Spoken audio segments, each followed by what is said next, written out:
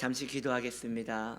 하나님 아버지, 오늘도 우리를 찾아와 주시고 기도할 마음과 하나님 사랑하고 싶은 마음 주셔서 감사합니다. 우리에게 은혜를 허락하여 주시어서 이 시간 말씀을 듣고 주 앞에 나아가 기도할 수 있는 정신과 마음 중심 주시옵소서. 예수님의 이름으로 기도드립니다. 아멘. 할렐루야. 오늘 하나님 말씀 계시록 1장 17절 말씀입니다. 제가 읽어드리도록 하겠습니다.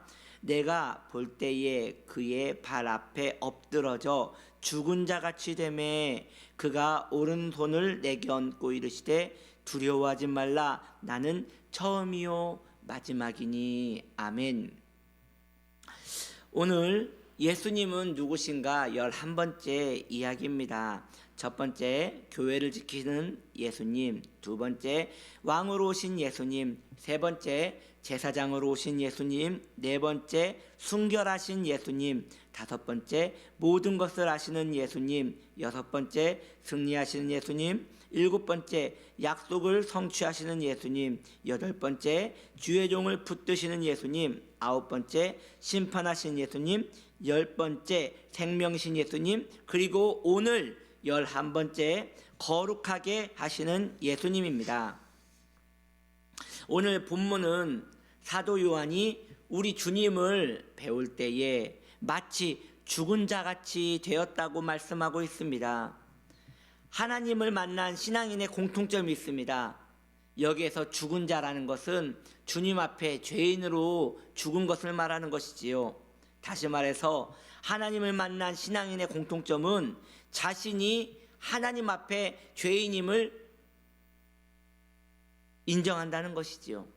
그 인정은 지식적인 인정이 아니라 내가 주님 앞에서 본질적으로 바로 느껴지는 그런 내 안의 죄에 대한 고통인 것입니다.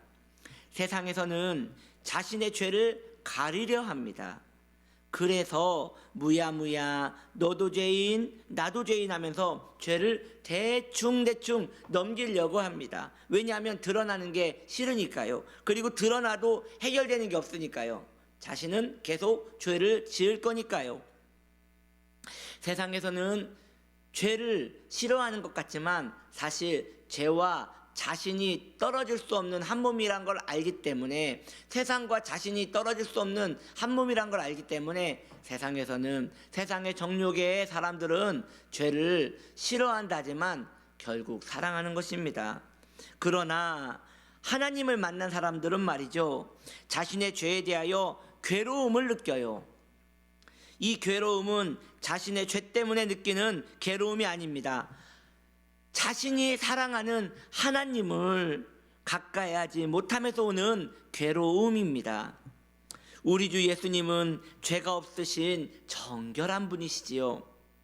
주님 앞에 서면 상대적으로 우리의 더러움이 더 드러나게 되는 것입니다. 그래서 우리는 주님의 보혈이 필요하고 그 피로 우리의 죄악을 씻을 수 있는 것입니다. 우리 주 예수님은 죄가 없으신 좋으신 주님이십니다. 우리 주님은 정결하신 좋으신 주님이십니다. 그러므로 우리는 주님 앞에 서야 하는데, 우리가 너무 더러워 주님 앞에 설 때에 우리는 바로 설 수가 없습니다. 예수님의 보혈이 필요합니다. 그 피로 우리의 죄악을 씻어야지만 주님 앞에 설 수 있는 것이지요. 문제는 내가 알고 있는 바, 아직 우리는 세상과 다르지 않고 아직도 내 은밀한 곳에서는 죄를 사랑하고 있다는 것입니다.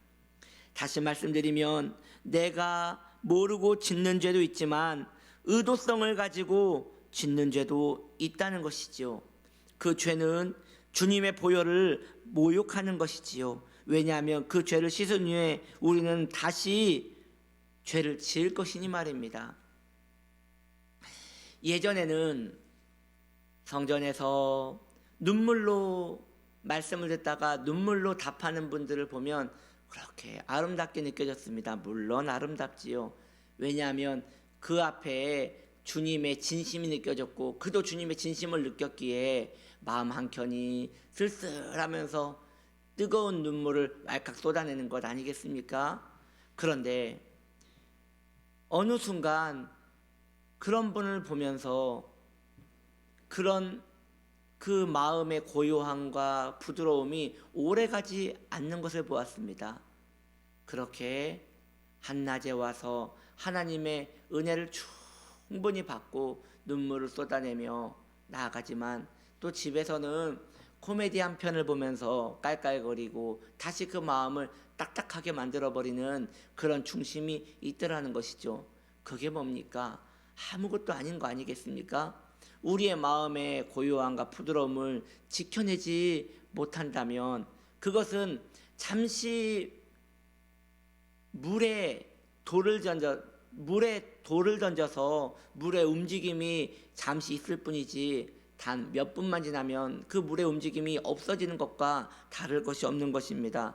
우리의 정결함에 대한 욕망이, 우리의 정결함에 대한 그런 열심이 그 정도밖에 되지 않는다면 우리는 참 불쌍한 사람인 것 같습니다.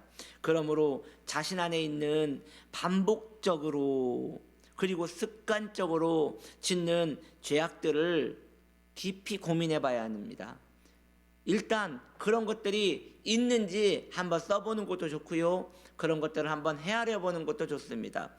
안 된다고 무조건 덮지 마시고 한번 그런 것들을 고통 가운데 헤아려 봐야 한다는 것이에요. 그리고 깊이 고민하고 정리할 수 있도록 하나님께 간구해야 하는 것입니다. 주님을 사랑한다면 주님과 같이 있고 싶어 해야 합니다. 정결한 주님께서는 죄를 사랑하는 사람과는 절대 같이 하실 수가 없으셔요. 하얀 백옷 같은 드레스를 입은 신부가 있다고 생각합시다. 막 샵에 가가지고 전부 단장을 했어요.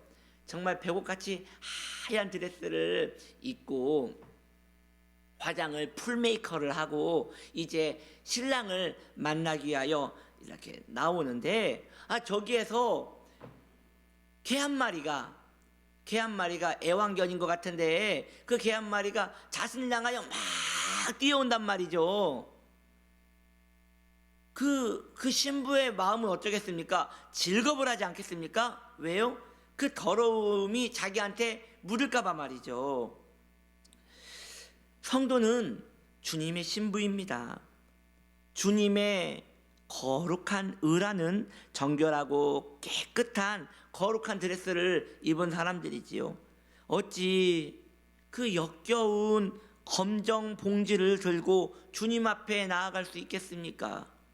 이건 주님도 괴로운 일이지만 성도 또한 괴로운 일인 것이지요. 거룩은 주님과의 친밀함입니다. 너무도 정결한 주님 앞에 우리도 정결하게 사는 것이 옳은 것이에요. 정결한 마음을 구하는 우리가 되기 바랍니다. 주님의 신부로서 정결함을 구하여 주님과 친밀함을 구하기를 바랍니다. 우리 주의 은혜가 저와 여러분과 함께 있기 바랍니다. 기도합니다. 자비하신 하나님, 주님은 정결하고 정결하신 분이십니다. 주님, 그런 반면 우리 마음에는 칼을 품고 있지 않습니까? 우리 마음에는 여전히 오물이 가득한 검정 봉다리를 들고 뒤에 숨기고 우리 주님을 만나러 가고 있지는 않습니까? 하나님, 우리를 불쌍히 여기사 우리 안에 습관적이고 반복적인 악한 주님이 싫어하는 죄악들을 고통스러워하게 하여 주시고 버리게 하여 주시고 이제 깨끗하게 옷을 갈아입고 주님 만날 수 있는 오늘 되게 하여 주시고 그런 날 되게 하시고 그런 인생 되게 하여 주옵소서. 감사드리며 예수님의 이름으로 기도드립니다. 아멘.